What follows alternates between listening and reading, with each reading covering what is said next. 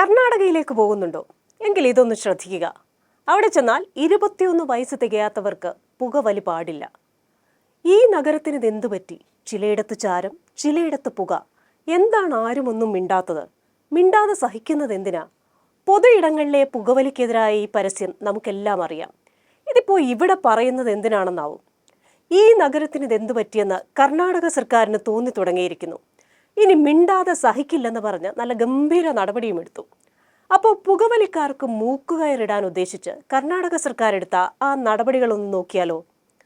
ബംഗളൂരുവിലെ ഹുക്ക ബാറിലൊന്ന് പോവുക, ഹുക്ക അങ്ങോട്ട് പുകച്ച് രസിക്കുക, ആഹഹ എന്ന് പറഞ്ഞിരുന്നവർ ജാഗ്രതയായി. കാരണം സർക്കാർ ഹുക്ക ബാറുകൾ അങ്ങ് നിരോധിച്ചു. പബ്ബിലും ബാറിലും ഇടത്തരം റെസ്റ്റോറൻറ്റുകളിലുമുള്ള ഹുക്ക ബാറുകൾ അടയ്ക്കണമെന്നാണ് ഉത്തരവ്. നിയമം ലംഘിച്ചാൽ 1 വർഷം മുതൽ 3 വർഷം വരെ തടവും 50,000 രൂപ മുതൽ 1,00,000 രൂപ വരെ പിഴയും ശിക്ഷ അനുഭവിക്കേണ്ടി വരും.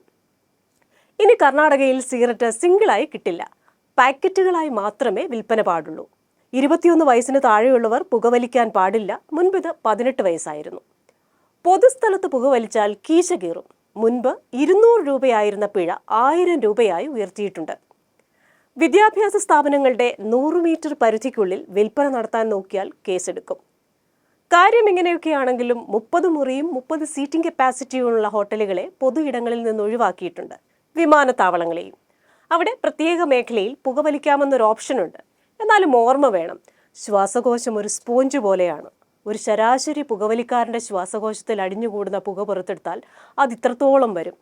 നിങ്ങളെ രോഗിയാക്കാൻ അത് മതി, വലിയ രോഗി.